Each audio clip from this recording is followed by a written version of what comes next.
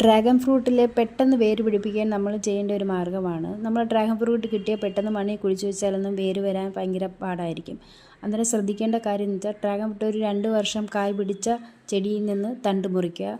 ഒരടി വലുപ്പത്തിലുള്ള തണ്ട് മുറിച്ച് അതിൻ്റെ വേര് ഭാഗം വരാൻ വേണ്ടി നമ്മൾ നേരെ കൊണ്ട് കുത്തി വെച്ചാൽ അതിന് ഫംഗസ് ബാധയൊക്കെ വന്ന് അല്ലെങ്കിൽ അത് അവിടെ നിന്ന് ചിലതൊക്കെ കിളിക്കും, ചിലതൊക്കെ കിളിക്കാതെ അഴുകി പോകുന്നത് കാണാം.